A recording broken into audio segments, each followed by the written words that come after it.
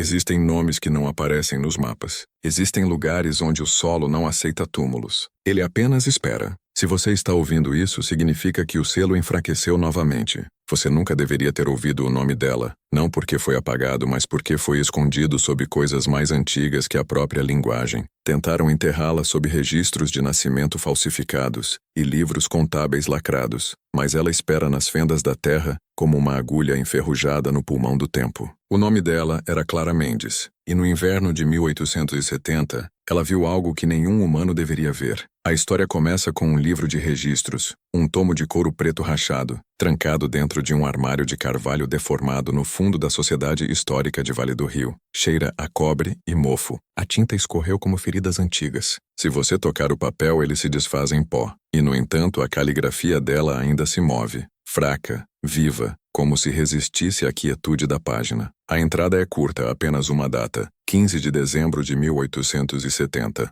Um lugar, Serra do Espinho. Um nascimento. Deveria ter terminado ali, mas Clara nunca mais falou sobre a criança. Não para a paróquia, não para o município, nem mesmo para a própria irmã, exceto por uma carta escondida no forro de uma caixa de costura quebrada. Encontrada 80 anos depois no sótão de uma fazenda ao norte de Vila do Sol. O papel estava quebradiço, dobrado sobre si mesmo como algo envergonhado de respirar. Dizia, não piscou. Olhou através de mim, não para mim. Temo que fui percebida. A palavra percebida está sublinhada 3 vezes, como se ela não estivesse descrevendo um bebê, mas um observador. Clara abandonou o ofício de parteira 2 semanas depois. Deixou sua casa, com a lareira ainda acesa, pão ainda fermentando na tigela, e caminhou descalça para o oeste na neve. Seu corpo nunca foi encontrado. Seu nome nunca foi riscado dos registros municipais, como se ela não tivesse partido, mas sido apagada. Mas aqui está o que ninguém conta. Clara Mendes não foi a única coisa nascida na Serra do Espinho naquela noite. Começou como um zumbido, uma vibração grave no peito que se infiltrava pelas veias de ferro sob a colina.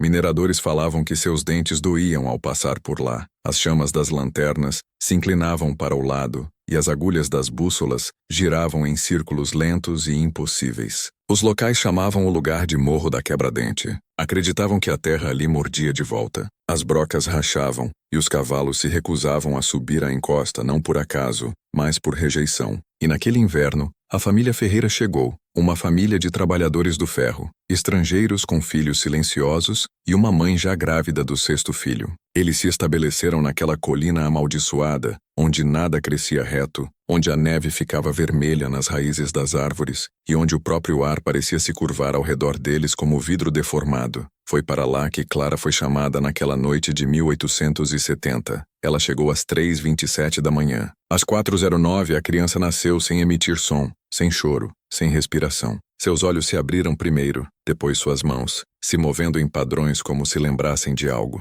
Em seu peito, gravado não na pele, mas através dela, havia espirais fracas, vermelhas, quentes. Clara escreveu. Olhou para mim não como uma criança, como se estivesse esperando. A mãe recusou o batismo. O pai levou o bebê para um quarto nos fundos e trancou a porta. Nenhum nome foi dado. Nenhuma igreja registrou o nascimento. Nenhum censo reconheceu a existência da criança. E, no entanto, nas décadas seguintes, as pessoas falavam dela. Diziam que nunca frequentou escola, que não envelhecia como as outras, que só aparecia à noite, parada, imóvel na linha das árvores, como se ouvisse algo sob o solo. E diziam que a própria terra começou a zumbir. Você acha que isso é folclore? Uma superstição enterrada nas páginas empoeiradas de algum arquivo municipal. Mas pergunte a si mesmo, como um vilarejo inteiro desaparece da memória enquanto seus registros permanecem cheios de nomes vazios? Como sonhos se alinham idênticos, anos separados, de estranhos que nunca se encontraram? Sonhos de um poço estreito respirando como pulmões, e uma criança no fundo esperando. Os Ferreira sumiram. A casa deles apodreceu na colina. A mina foi selada por ordem do governo, marcada apenas por um quadrado preto no mapa municipal. Sem rótulo, sem caminho. Mas se você ficar na serra em uma noite sem vento e prender a respiração, sentirá nos dentes, nos ossos, um tom mais antigo que o próprio ar. E em algum lugar abaixo, onde o poço em espiral se curva sobre si mesmo como uma memória, a garota que o viu primeiro ainda observa da escuridão. Há um silêncio enterrado na Serra do Espinho, que não é a ausência de som. É a memória de algo que escuta. Quando as primeiras crianças começaram a desaparecer na primavera de 1884, ninguém associou isso à mina dos Ferreira. Não no começo. Culpavam lobos correntes do rio, andarilhos feridos pela guerra que vagavam pela estação de trem de Vila do Sol. Qualquer coisa, menos a serra. Mas o silêncio corrói a memória lentamente, como água dentro do ferro. E os pais que se recusavam a falar do que encontraram, descreviam a mesma coisa. Espirais, sempre espirais. Um menino chamado Pedro Lima, de 10 anos, desapareceu enquanto perseguia um cachorro perdido perto da linha das árvores. Suas pegadas pararam abruptamente em uma área seca de solo vermelho, sem sinais de luta, sem trilha, sem corpo. O cachorro voltou 2 dias depois com lesões em forma de espiral no flanco, não arranhadas, não cortadas, mas queimadas, como se algo quente tivesse escrito em sua carne. 7 dias depois, uma menina chamada Ana Costa saiu entre 2 árvores durante um piquenique da igreja e nunca reapareceu. Testemunhas disseram que ela sorriu uma vez e sumiu. Sem som, sem vestígios, apenas 2 gravetos fincados no chão atrás dela, cruzados, depois torcidos. E então João Silva, de 9 anos, reclamou de um zumbido no peito durante a escola. Sua professora escreveu que ele disse que a terra estava chamando por ele. Ele sumiu antes do último sino. Um grupo de busca vasculhou a serra. Tudo o que encontraram foi um círculo de pedras perto da borda da mina, espiralado para dentro como uma impressão digital pressionada na terra. O delegado culpou fugas. A igreja culpou o pecado. O município não culpou nada, porque culpar é reconhecer, e reconhecer é se tornar marcado. Mas aqui está a verdade que enterraram. Naquele mesmo inverno, a Comissão Geológica de Vale do Rio enviou uma expedição à propriedade dos Ferreira, liderada por Antônio Reis, um veterano da Revolução Farroupilha, conhecido por sua racionalidade, não por superstição. Ele voltou com olhos que não seguiam mais o som. O relatório que ele enviou foi trancado como material restrito. Eu o li, apenas 2 páginas frágeis como asas de mariposa. Escute isso. O poço desce de forma não natural. Paredes lisas de maneira incomum, sem marcas de picareta. Configuração em espiral não consistente com escavação manual. Vibração subsônica detectada. Barômetros falharam. Bússolas giram continuamente. Distorção de luz em profundidade. Halos de lanterna se alargam sem mudança na fonte. Um homem relatou ver figuras no fim do poço, sem presença física confirmada. Sujeito apresentou vertigem a fazia tremor. Conclusão. Inseguro para uso contínuo. Recomenda-se selamento, realocação da família, destruição da estrada de acesso. Assinado em 3 de fevereiro de 1885. O município selou a mina naquela primavera. Queimaram a estrada, redesenharam as linhas da propriedade, e no mapa oficial de 1887 em diante, toda a área é marcada apenas por um quadrado preto. Sem rótulo, sem fronteira, sem legenda. Apenas uma cicatriz no papel. Os Ferreira não partiram. Não contestaram a ordem. Simplesmente ficaram em silêncio. A fumaça deles ainda subia no inverno. Suas botas ainda marcavam a neve, mas não falavam com ninguém. E ninguém, nem mesmo os homens do censo, cruzava sua cerca novamente. Mas algo mais também não partiu, porque silêncio não é o mesmo que ausência. Silêncio lembra, e meses após o selamento, uma estranha doença começou a se espalhar a partir da Serra do Espinho. Facas não pastavam à vista da antiga forja, crianças acordavam com sangramentos nasais e falavam em tons graves e ocos que seus pais não reconheciam. Lanternas queimavam baixo perto da linha das árvores, não importava quão novo fosse o pavio. Relógios desandavam, agulhas giravam, e espalhadas pelo município, famílias sem relação começaram a relatar o mesmo sonho. Um caminho estreito de pedra pulsando como pulmões, respirando, zumbindo, e no fundo do poço em espiral uma criança, não deles,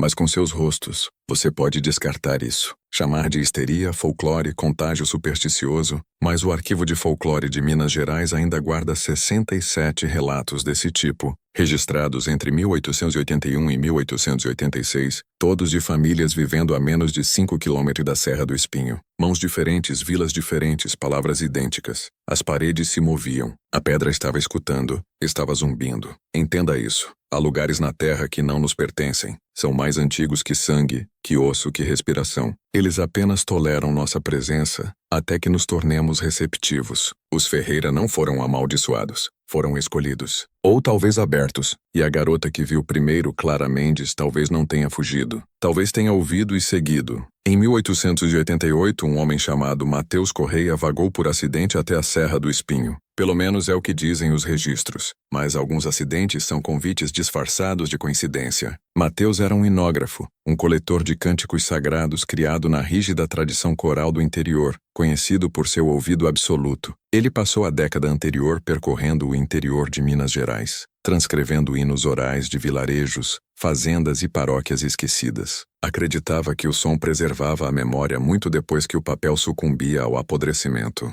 E, no entanto, a Serra do Espinho o quebrou, não com violência, mas com padrão. Seu diário, recuperado da Biblioteca Musical de Ouro Preto, é meticuloso até a página marcada como 14 de março de 1888. Ali, a escrita começa a gaguejar, e o que descreve não cabe na sanidade. Crianças em círculo, desenhando espirais no barro vermelho, cantando, sem adultos visíveis, tom contínuo, sem estrofe, sem refrão. Cada criança começa onde a outra termina. Não é harmonia, não é contraponto. Padrões, não notas. Sua caligrafia colapsa depois dessa linha. Os traços se tornam irregulares, arcos erráticos como garras arrastadas no papel. Um musicólogo forense, décadas depois, disse que as marcações lembravam espirais logarítmicas, não notação musical. A observação ainda me assombra. Se o som tivesse uma geometria, seria assim que pareceria. Não segue ritmo, segue expansão. Mateus descreveu tontura após apenas 5 minutos. Uma pressão alta atrás dos dentes, um gosto de cobre, e a sensação perturbadora de que seus próprios pensamentos não vinham mais de dentro de sua mente,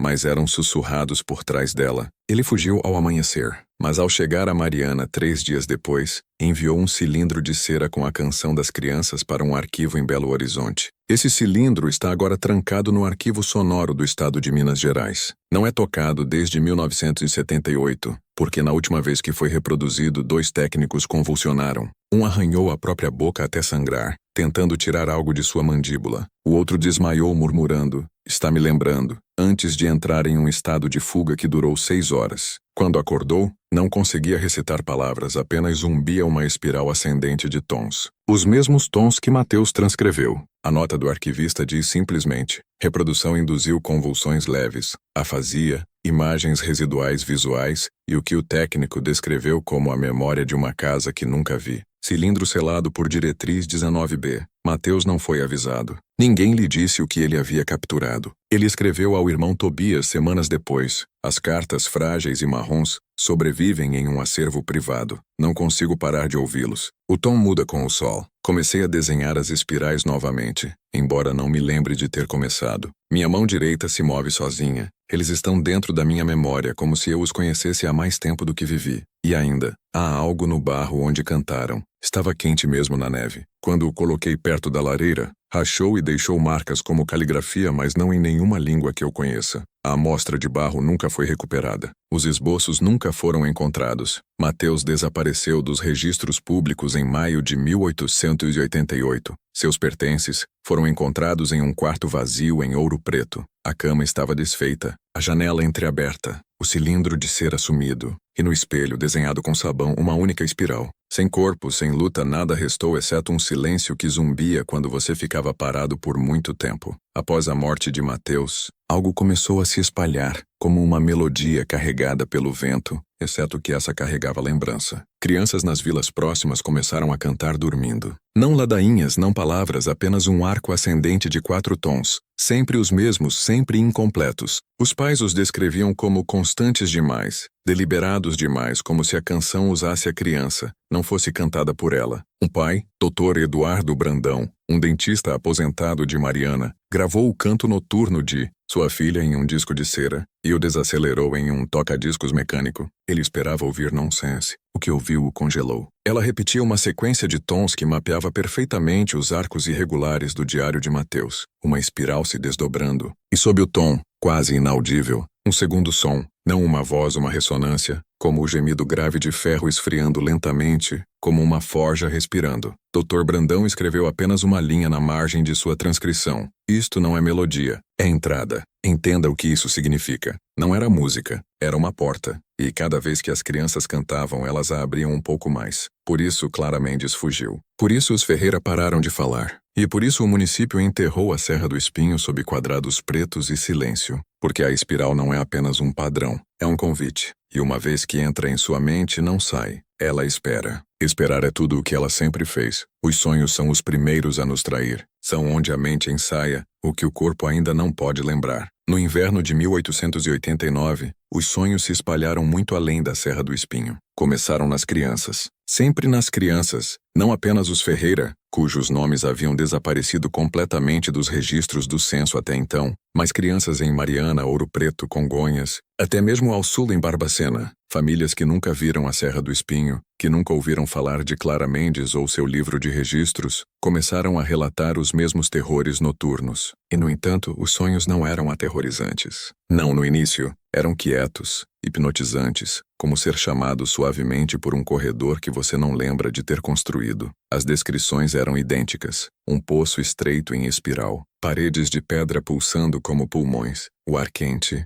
metálico, um zumbido fraco que passava pelos ossos, não pelos ouvidos, e no fundo uma criança, espirais ardendo levemente em seu peito como brasas sob a pele, não respirando, apenas esperando. Uma mãe escreveu em uma carta ao Conselho de Folclore Municipal: "Vi meu próprio filho lá, mas mais velho, mais alto. Ele virou a cabeça antes que eu o alcançasse, como se estivesse me esperando." Outra disse: "Ele olhou para mim como se eu fosse a que tivesse nascido." Os sonhos nunca variavam, nunca mudavam, mesmo entre crianças que não se conheciam, mesmo entre adultos. Eventualmente, fazendeiros, lojistas, professores, todos caminhando pela mesma descida sinuosa, todos ouvindo o mesmo som. O município negou os relatos. A igreja chamou de contágio, mas contágio não deixa marcas físicas. Várias crianças começaram a desenvolver descolorações em espiral ao longo das clavículas e do externo, não elevadas, não vasculares, quentes ao toque, como assinaturas de calor de algo que ainda não emergiu. Os médicos não explicavam.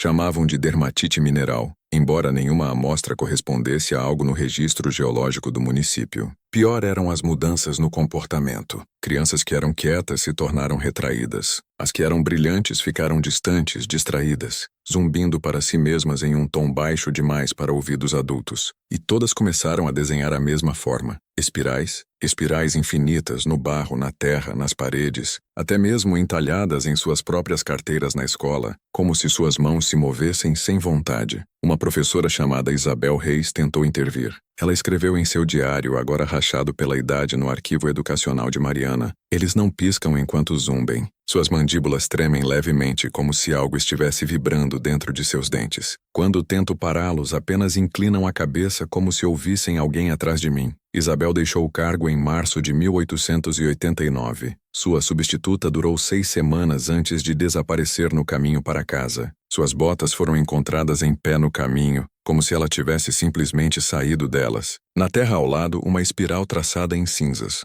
Foi quando o município enviou homens de volta à Serra do Espinho, secretamente à noite, sem registros arquivados. Eles não voltaram. Apenas um diário apareceu anos depois, contrabandeado da Comissão Histórica de Vale do Rio, por um funcionário chamado Rafael Pinto, antes de desaparecer em 1920. Suas páginas estavam danificadas pela água e enegrecidas nas bordas, mas legíveis o suficiente. Paredes da câmara inferior lisas, corte em espiral contínuo, sem marcas de ferramentas. Lanternas escurecem em profundidade, relógios falham, bússolas giram, dentes doem. Som não ouvido, mas sentido nas costelas. Vi figuras na periferia não humanas. O poço parece vivo. A pedra flexionou sob minha mão. Rafael escreveu uma última linha na parte inferior da página, rabiscada em traços frenéticos. Ele sabe quem escuta. Entenda isso. A espiral não estava mais apenas sendo vista. Ela estava vendo de volta. Tinha se movido além do solo, do minério e do ferro zumbindo. Tinha entrado no pensamento, na memória, no sonho.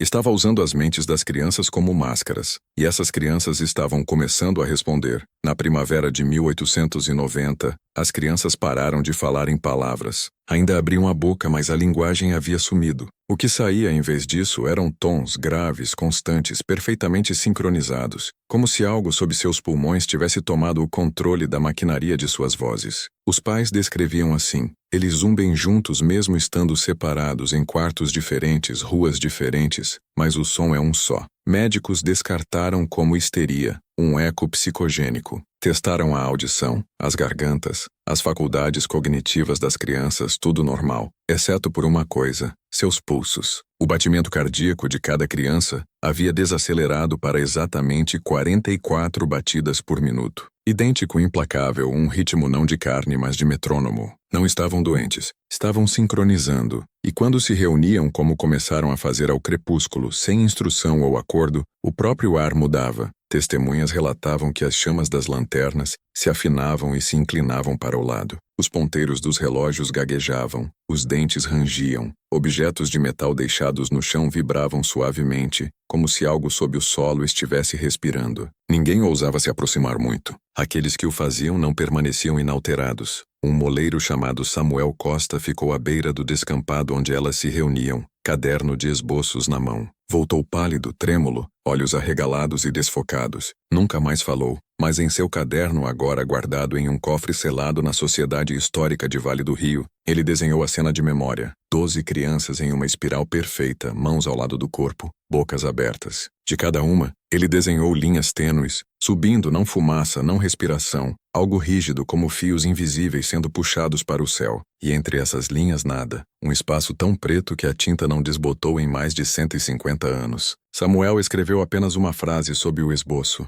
em letras tão apertadas que cortaram o papel. Não estão cantando, estão lembrando. Foi quando os anciãos de Vila do Sol se reuniram para discutir o que havia acontecido com suas crianças. E um homem, o padre Anselmo Cruz, propôs o que ninguém mais ousava dizer em voz alta. Talvez elas não sejam mais nossas. Você precisa entender o que ele quis dizer. Anselmo não era um homem de superstição. Ele lutara na Revolução Farroupilha. Vira homens morrerem no campo e nunca piscara. Mas isso o aterrorizava. Ele disse à Assembleia que acreditava que as crianças estavam se tornando condutoras, vasos para algo mais antigo que o pensamento humano. Algo plantado sob a Serra do Espinho antes que a primeira picareta tocasse a pedra. Suas palavras foram apagadas das atas, mas ele as escreveu novamente, em particular em seu diário. Não estamos testemunhando possessão. Estamos testemunhando recordação. Elas não estão sendo preenchidas. Estão sendo restauradas. E essa palavra restauradas espalhou-se como uma infecção, porque alguns pais começaram a sussurrar que talvez seus filhos não estivessem perdidos, mas elevados. Começaram a permitir que se reunissem, que zumbissem, que desenhassem espirais no solo até que suas unhas sangrassem.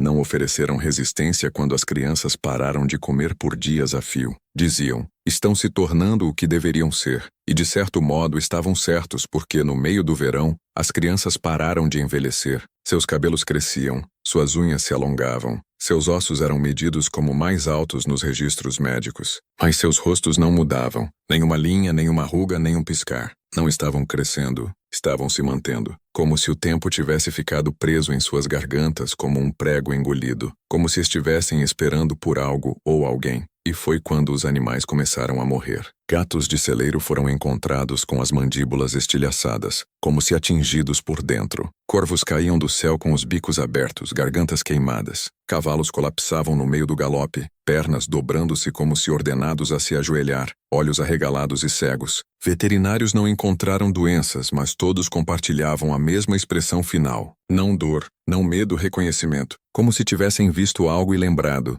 E aqui está a verdade mais proibida de todas. O zumbido não vinha das crianças. Vinha debaixo delas, através delas, como se tivessem se tornado diapasões para a própria terra. Uma ressonância subterrânea, uma nota tocada no ferro antes que mãos humanas existissem. Uma voz mais antiga que vozes, subindo pelos corpos macios delas. Não falava palavras. Estava alinhando-as, preparando-as. Para quê? Ninguém ousava perguntar, porque uma parte deles já sabia. Em outubro de 1890, as crianças já não eram mais algo que a linguagem pudesse nomear. Não se reuniam mais aleatoriamente. Moviam-se com propósito, convergindo ao anoitecer em números precisos, em intervalos exatos, como se respondessem a um relógio que ninguém mais ouvia. Chegavam descalças sem piscar, e formavam espirais perfeitas nos campos de barro na borda da Serra do Espinho. Não círculos infantis desleixados, espirais matemáticas, curvas logarítmicas exatas, cada passo espaçado por proporções precisas demais para o acaso,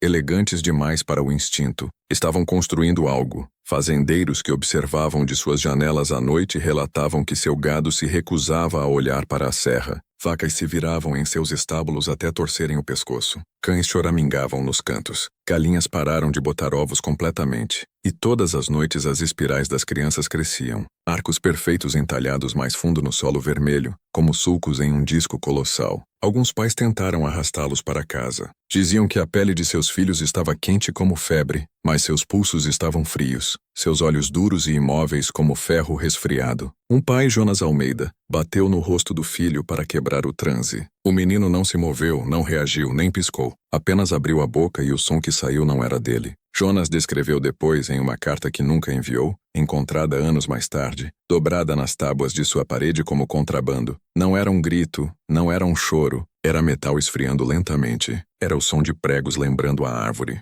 Fez meus dentes tremerem e eu chorei. Ele olhou para mim com meu próprio rosto como se eu o tivesse desapontado. O filho de Jonas desapareceu na noite seguinte. Tudo o que encontraram foram suas botas, cuidadosamente colocadas no centro da mais nova espiral, ainda quentes. Foi quando o padre Anselmo quebrou. O mesmo homem que primeiro sussurrou a palavra restauradas, agora declarava que a Serra do Espinho não estava gerando santos, mas estruturas, que as crianças não estavam sendo possuídas por algo vivo, mas por algo construído. A espiral, ele escreveu em seu rascunho final de sermão, não é uma imagem, é uma estrutura. Elas não estão sendo preenchidas, estão sendo montadas. Ele nunca entregou esse sermão. O rascunho foi encontrado em sua mesa. Tinta borrada, cadeira tombada. O sino da igreja tocou uma vez naquela noite, embora ninguém tivesse puxado a corda. Anselmo nunca mais foi visto, mas as crianças continuaram. Logo suas vozes começaram a se fundir. Não como um coral, como uma única voz dividida por muitas gargantas. Cada criança emitia um tom diferente, mas juntas produziam uma estrutura harmônica tão complexa que curvava o ar como calor. Testemunhas relatavam que sua visão se distorcia, a luz das lanternas se dobrava em anéis, as sombras colapsavam para dentro, os dentes rangiam, os tímpanos coçavam por dentro. Um ferreiro chamado Tomás Ribeiro aproximou-se delas uma vez segurando uma bíblia em uma mão e um revólver na outra. Ele caiu a 3 metros do anel mais externo. Sua pele borbulhou em círculos concêntricos de dentro para fora. Quando acordou dias depois, estava cego. Disse à esposa apenas isso. Elas estão cantando na forma de algo. Eu vi. É maior que o céu. Ele parou de falar depois disso. Parou de dormir. Raspou espirais nos assoalhos de sua casa até que suas unhas se partissem. E então caminhou para o rio, totalmente vestido. Seu corpo apareceu 30 quilômetros rio abaixo, curvado como um feto, sua mandíbula fundida. Em fins de novembro, as espirais haviam crescido o suficiente para serem vistas do topo da serra. 5 anéis perfeitos entalhados no solo, cada um preenchido com barro preto que não estava lá antes, e cada um zumbia levemente se você encostasse o ouvido no chão. A própria terra começava a responder. Análises do solo daquele inverno, as poucas amostras que escaparam da purga municipal, mostram um teor de ferro 3 vezes superior à linha de base, formando filamentos finos como cabelo que brilhavam sob a luz das lanternas. Microscopistas notaram que se moviam, não por correntes de ar, não por vibração, mas em ritmo, como se pulsassem para um sinal distante. Não estava mais claro onde as crianças terminavam e o solo começava. Seus pés descalços não deixavam mais pegadas. Ficavam horas sem se mexer, sem piscar. Alguns pais sussurravam que seus filhos estavam vazios agora, que se fossem abertos não encontrariam sangue, mas fios. Ninguém ousou testar, porque àquela altura as crianças não estavam mais apenas nas espirais. Estavam se tornando as espirais. Suas vozes se entrelaçavam em arcos cada vez mais apertados. Seus cabelos começaram a se alinhar, cada fio deitado como metal fiado. Suas sombras se torciam sutilmente no sentido horário quando paradas, como se a própria luz fosse capturada em sua órbita. Não era mais música, não era ritual, não era possessão. Era arquitetura viva, montando-se a partir de memória, osso e ressonância. E a forma que estava construindo não deveria permanecer imóvel. Estava destinada a se erguer. Em janeiro de 1891, a Serra do Espinho não estava mais parada. A própria terra começara a se mover. No início era sutil. Fazendeiros acordavam e encontravam postes de cerca ligeiramente inclinados para dentro durante a noite, como se o solo tivesse amolecido sob eles. Ferramentas deixadas em galpões eram encontradas horas depois, alguns metros mais perto da serra, como se arrastadas suavemente pelo chão por mãos invisíveis. Linhas de prumo pendiam em ângulos tortos. A água do poço subia sem chuva. Raízes se torciam para fora da terra como veias procurando um pulso. mas isso escalou. Em fevereiro, árvores inteiras começaram a se inclinar para o centro dos campos em espiral. Carvalhos imensos que estavam retos há séculos agora se curvavam em ângulos impossíveis, seus troncos dobrando sem rachar, seus galhos penteados para um único ponto invisível, como agulhas de bússola para um norte invisível. Os locais descreviam a serra como se estivesse respirando. No início era uma metáfora, mas logo até essa metáfora falhou porque a terra começou a pulsar. Ondulações suaves, sutis o suficiente para duvidar no início, até que pratos chacoalhassem, o vidro das lanternas ressoasse e as pedras dos porões gemessem em sua argamassa. Não eram terremotos. Sismógrafos em Belo Horizonte não mostravam nada, e, no entanto, aqueles que ficavam nos campos em espiral ao anoitecer afirmavam sentir algo subindo pelas pernas até as costelas, um pulsar lento que não era seu batimento cardíaco. E quando colocavam as mãos no solo, juravam que estava quente. As crianças ficavam nesses campos noite após noite sem piscar, braços soltos ao lado do corpo. Zumbiam bocas mal abertas, suas vozes se entrelaçando em um tom contínuo que nunca subia, nunca caía, apenas se mantinha. E o chão ouvia. O chão ouvia. Então veio a primeira ruptura. Era 3 de março de 1891. Um pastor chamado Nathan Cruz relatou ouvir um gemido metálico sob a serra enquanto cuidava de seu rebanho. O som se aprofundou, se esticou, até que a terra se partiu silenciosamente sob seus pés, sem tremor, sem abalo. Apenas uma fratura em espiral limpa no barro vermelho, como se o solo tivesse se desenrolado como uma mola. Daquela ferida subiu calor, um vapor seco com cheiro de cobre que tremeluzia como fumaça forjada. E incrustado no barro partido, havia brilhos de algo escuro e lustroso. Não minério, não pedra. Filamentos finos como cabelo, trançados em padrões como escrita tecida. Nathan estendeu a mão para tocá-los. Colapsou antes que sua mão chegasse. Vizinhos o encontraram horas depois, convulsionando suavemente, sussurrando sílabas sem sentido, exceto que não eram sem sentido. Eram os mesmos 4 tons que as crianças vinham zumbindo, perfeitos, ininterruptos, em looping, como se sua mente tivesse sido reescrita no meio de um pensamento. Ele nunca se recuperou. Passou o resto da vida sentado em silêncio em sua varanda, olhos desfocados, lábios se movendo sem som, como se ainda zumbisse. Quando morreu em 1908, o coveiro notou algo estranho. Seus dentes estavam fundidos ao osso da mandíbula, como se soldados por dentro. E naquela noite, algo ainda mais impossível aconteceu. Os campos em espiral se moveram, não se deslocaram, giraram. Um cartógrafo chamado Eliseu Nobre, que fazia medições para um novo ramal ferroviário, mediu ao anoitecer e novamente ao amanhecer. Entre essas duas leituras, as 5 grandes ranhuras em espiral no solo haviam girado 3 no sentido horário, perfeitamente, como se entalhadas em uma engrenagem colossal enterrada. As crianças estavam no centro, descalças no gelo, sem tremer, não piscavam. Suas sombras se curvavam atrás delas como fumaça arrastada em uma órbita lenta. Eliseu fugiu antes de terminar seu relatório, mas na margem de seu caderno ele escreveu uma última linha. Elas não estão adorando, estão alimentando. O município enterrou seu relatório. Os jornais ficaram em silêncio, mas algo irreversível já havia começado. As espirais deixaram de ser desenhos. Tornaram-se juntas, partes móveis de algo vasto e escondido sob a serra. E cada zumbido das crianças o apertava. Cada tom que cantavam não era canção, mas torque, girando algo que nunca deveria ter sido girado. A terra não estava mais resistindo. Estava cooperando. E aqui está a verdade que mais temiam. A espiral não está viva. Não vive da forma que entendemos a vida. Não respira, não come, não dorme. Ela lembra, e o que lembra pode despertar. E agora estava começando. A brecha veio silenciosamente. Sem trovão, sem colapso, sem apocalipse de pedra e poeira, apenas silêncio. Um silêncio tão absoluto que o próprio som parecia recuar. Começou na noite de 17 de abril de 1891. O céu sobre a Serra do Espinho ficou parado, sem vento, sem grilos. Até o rio, a 1 quilômetro a leste, parou de lamber suas margens, como se a própria água prendesse a respiração. E então as crianças caminharam. Testemunhas de 3 municípios relataram vê-las saindo de suas casas ao mesmo tempo, sem aviso, sem som, movendo-se como um único corpo ao luar. Dezenas delas, algumas descalças, algumas meio vestidas de suas camas. Seus olhos estavam abertos, mas não viam.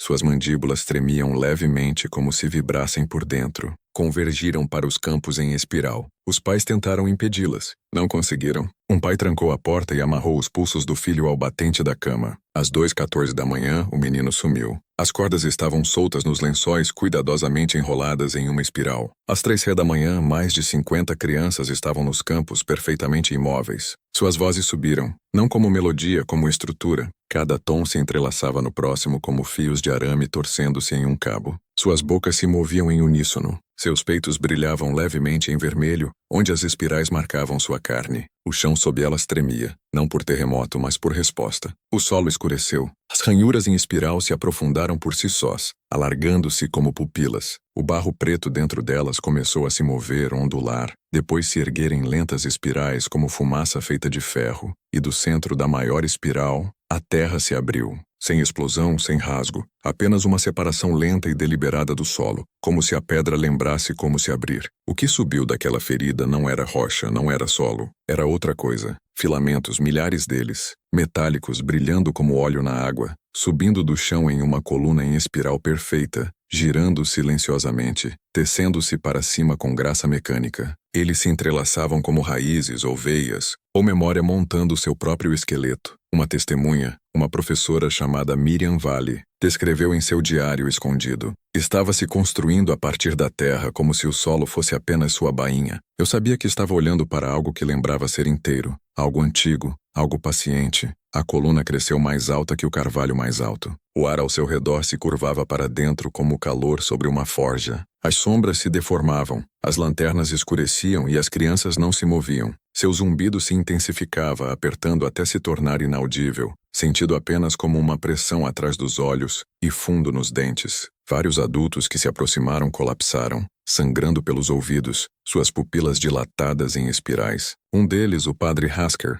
foi ouvido murmurando antes de seu corpo convulsionar. Não vem de baixo, vem de antes. Então a coluna de filamentos se desdobrou, não para fora, para dentro, colapsando sobre si mesma em uma geometria impossível, subindo enquanto caía, como uma escada que esquecera qual direção era para cima, e quando parou sumiu, desapareceu. Sem som, sem destroços. Apenas 5 anéis perfeitos queimados no solo, brilhando levemente em vermelho como ferro esfriando lentamente. As crianças ficaram em silêncio. Viraram a cabeça todas de uma vez para encarar o mesmo ponto no horizonte, no mesmo ângulo exato, e então voltaram para casa. Não correram, caminharam. Nenhuma falou, nenhuma piscou. Deitaram em suas camas e fecharam os olhos, seus rostos frouxos e serenos, seus pulsos lentos e sincronizados. Ao amanhecer, os campos em espiral estavam frios, o ar normal, o chão imóvel. Mas todos que ficaram perto deles disseram a mesma coisa. Sentiam, não nos ouvidos, mas nos ossos. Algo ainda zumbia sob o silêncio,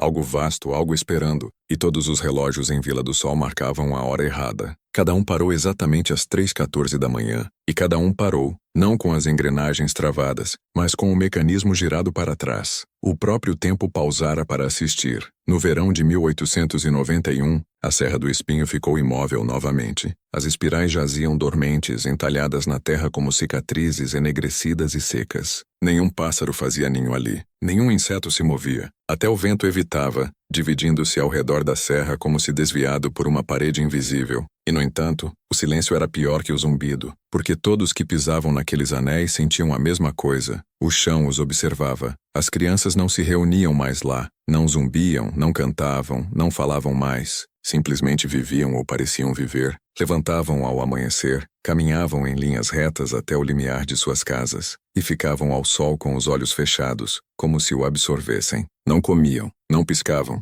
não projetavam sombras até o meio-dia. Os pais pararam de falar sobre isso não por vergonha, por medo de invocá-lo ao nomear. Realizavam suas rotinas em silêncio oco, oferecendo refeições que as crianças não tocavam, vestindo corpos que nunca emagreciam, nunca aqueciam, nunca envelheciam mais um dia. Médicos foram trazidos discretamente de Belo Horizonte. Nenhum voltou 2 vezes. Seus relatórios, agora trancados no anexo médico do Condado de Vale do Rio, são finos como casca de cebola e cheiram levemente a ozônio. Um diz: sujeitos parecem biologicamente estáveis, mas metabolicamente inertes. Pulso irregular. pupilas reativas, mas sem piscar. Pele firme, fria, leve carga estática ao toque. Comportamento automático, sem cognição aparente, mas segue instruções verbais se formuladas como imperativos. Compreensão da linguagem intacta, sem fala espontânea, sem afeto, sem deterioração. Outro escreveu: não é que estejam doentes, é que estão concluídos. E isso era o que mais aterrorizava os pais. Seus filhos não estavam morrendo. Eram sistemas fechados completos. Uma mãe, Ana Lúcia,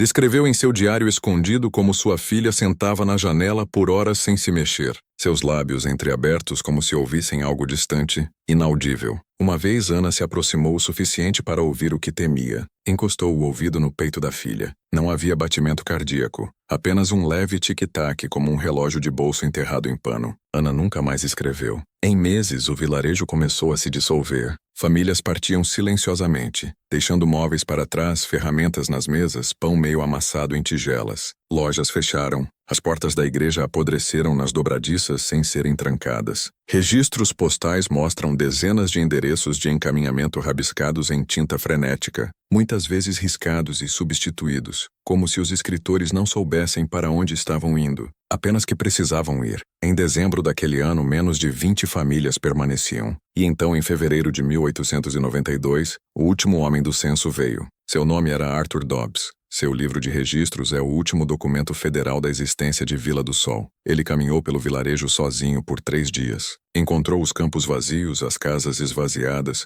sem fumaça nas chaminés, sem pegadas na neve. Mas no segundo dia chegou à fazenda dos Ferreira. A forja estava fria, o telhado meio desabado, mas dentro encontrou algo esperando no chão preto de fuligem. 6 silhuetas do tamanho de crianças, delineadas não em poeira ou fuligem, mas em algo metálico, escuro e brilhante como óleo. Espirais perfeitas entalhadas onde estariam seus peitos. E quando se aproximou, ouviu um zumbido fraco vindo debaixo das tábuas do assoalho. Não alto, não urgente, apenas constante, paciente, sem fim. Arthur fugiu naquela noite. Nunca terminou seu livro de registros. Abandonou seu posto e vagou para o oeste, tornando-se cada vez mais errático, murmurando sobre relógios e dentes. Morreu em um pátio ferroviário em São Paulo, 6 anos depois, segurando um relógio de bolso enferrujado cheio não de engrenagens, mas de barro vermelho. Nenhum registro oficial de Vila do Sol aparece depois disso. O nome do vilarejo desaparece dos mapas em 1893. O lote de terra é marcado como vago nos mapas do município de Vale do Rio,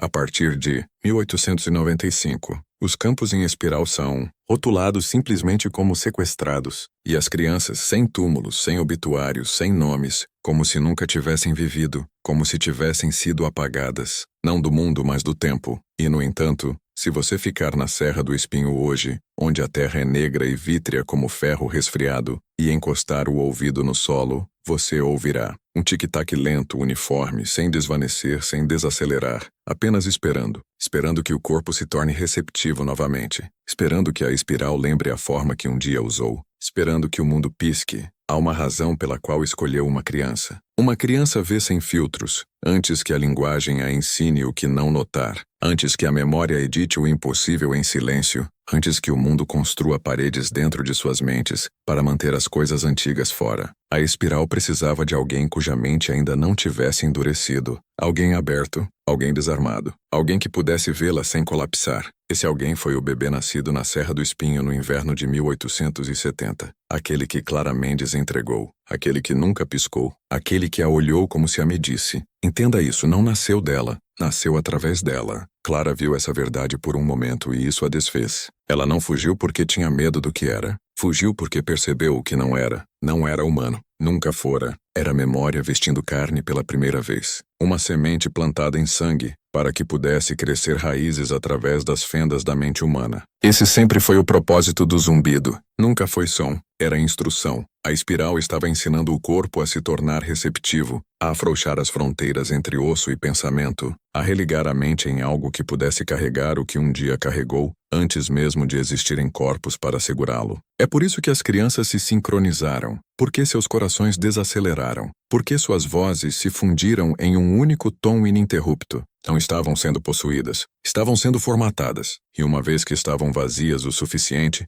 a espiral as preenchia pedaço por pedaço, não com carne, com memória, com o próprio padrão. É por isso que pararam de envelhecer. Por que pararam de projetar sombras? Por que seus pulsos se tornaram tiques em vez de batidas? Não estavam mais vivas, eram arquivos, vasos vivos de algo mais antigo que a biologia, mais antigo que a linguagem, mais antigo que o tempo. Uma rede reconstruída em osso e sangue, um sistema de armazenamento vestindo a forma de crianças. E uma vez que estavam completas, fez o que sempre esteve esperando para fazer. Apagou as evidências. Vila do Sol não desvaneceu. Foi deletada, cortada do tecido da cronologia, extirpada como tecido infectado do corpo da história. As pessoas que partiram a esqueceram. Seus descendentes nunca falaram dela. Até o solo perdeu seu nome no mapa do município. É por isso que você nunca ouviu falar da Serra do Espinho. Por quê? Você não encontrará túmulos, fotos, ruínas porque não deveria, porque não está no passado. Está dormente, e dormente não significa morto, significa paciente. Paciente como o ferro é paciente, esperando séculos sob leitos de rios para uma mão desenterrá-lo. Paciente como velhas canções são pacientes, permanecendo nos ossos da madeira até que alguém as toque novamente. Paciente como uma ideia espera por uma mente macia o suficiente para aceitá-la. Há sussurros em certos arquivos, comentários fora do registro por agentes de campo, arquivistas, até analistas de solo que desapareceram no meio da carreira, que a Serra do Espinho não é única, que a espiral não nasceu lá, apenas emergiu lá porque as veias de ferro corriam perto da pele do mundo. Há outros lugares mais antigos, mais profundos, esperando pelo próximo corpo receptivo, e aqui está a parte que deveria tirar seu sono. Dizem que a espiral nunca desapareceu verdadeiramente da Serra do Espinho. Dizem que apenas afundou de volta na fenda entre pedra e tempo. Dizem que se você caminhar lá sob uma lua sem vento e ficar no centro exato do campo preto, ouvirá novamente, não nos ouvidos, nas costelas, nos dentes, nos pensamentos. Um zumbido baixo subindo, enrolando-se, curvando-se atrás de seus olhos como fumaça. E quando alcançar seu peito, se você ficar muito quieto, se não piscar, sentirá algo dentro de você girar. É assim que começa. É assim que sempre começa. Não com possessão, com lembrança. Você não se torna parte dela. Ela se torna parte de você, e então, sem saber porquê, você olhará para o mundo como Clara Mendes um dia olhou, e perceberá o que ela percebeu. Nada disso é evolução. É uma resposta. Uma resposta a algo mais antigo que a respiração, mais antigo que os ossos, mais antigo que a luz, algo que estava aqui antes de nós e pretende estar aqui depois. E se você está ouvindo isso agora, se o zumbido já o alcançou, ele encontrou um novo corpo. Encontrou você. Não se mova, não respire, não pisque, apenas ouça e tente lembrar o que você era antes de ser.